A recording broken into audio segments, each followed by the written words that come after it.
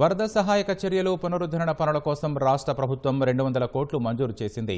ఇటీవల కురిసిన భారీ వర్షాలకు పలు ప్రాంతాల్లో రోడ్లు, బ్రిడ్జిలు, ఇతర మౌలిక సదుపాయాలు దెబ్బతిన్నాయి. వరద ప్రభావం ఎక్కువగా ఉన్న కామారెడ్డి, మెదక్, నిర్మల్, ఆదిలాబాద్, నిజామాబాద్, ఆసిఫాబాద్, సిరిసిల్ల జిల్లాలకు 10 కోట్ల చొప్పున మంజూరు చేసింది. మిగతా 26 జిల్లాలకు 5 కోట్ల చొప్పున మంజూరు చేస్తూ విపత్తు నిర్వహణ విభాగం ఉత్తర్వులు జారీ చేసింది. పరిహారం చెల్లింపు కోసం ప్రభుత్వం మరో 1,30 లక్షలు మంజూరు చేసింది.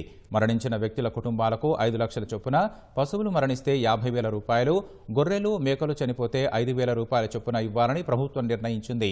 మెదక్, కామారెడ్డి నుంచి అకస్మాత్తుగా వచ్చిన వరదలతో మానేరులో గల్లంతైన వ్యక్తి కుటుంబానికి రాష్ట్ర ప్రభుత్వ ఆర్థిక సాయం అందించింది.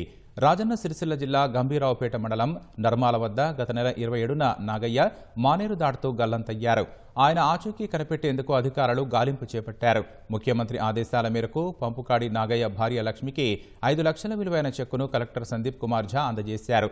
వరదలో చనిపోయిన పశువుల యజమానులకు 50,000 పరిహారం చెక్కులను జిల్లా కలెక్టర్ పంపిణీ చేశారు.